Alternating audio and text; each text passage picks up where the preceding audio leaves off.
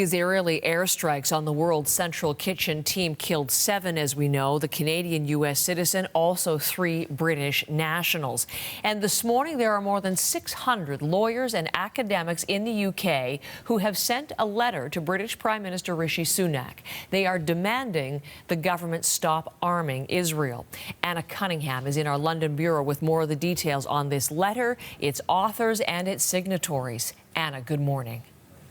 Good morning, Heather. This is a very heavyweight letter. It's 17 pages long, signed by 600 lawyers, academics, and, quite importantly, former Supreme Court judges. Now, it is a legal opinion, Heather. Just to give you a brief overview, it talks about the UK needing to take immediate measures to bring an end to a serious risk, it says, of genocide.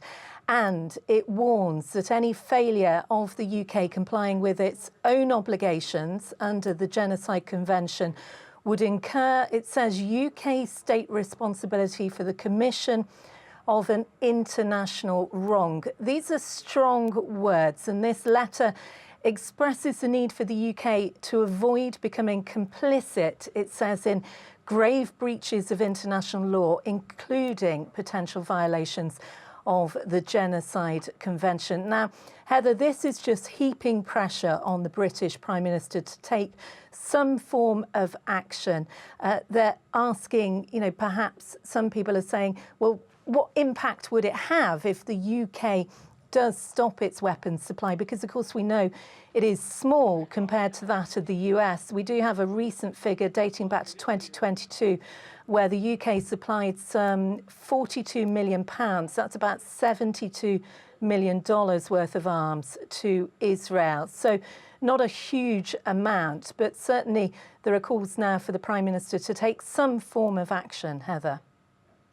Anna, I want to talk, too, about the growing concerns about the humanitarian aid situation in Gaza. We've talked already this week about how the World Central Kitchen and ANARA, that other U.S. charity you have mentioned, they have suspended their operations now in the wake of the airstrike. There are concerns other agencies may do the same out of fear for their workers' safety. So what could the consequences be for the people of Gaza? Yeah, look, I think there's huge concern at the moment because, both those aid agencies that you mentioned were operating and providing some 2 million meals a week to people in Gaza.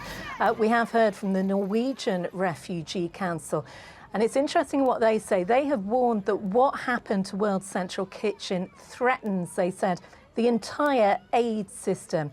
And they said that it had been now left on the brink. We know that World Central Kitchen was playing an increasingly prominent and important role in Gaza.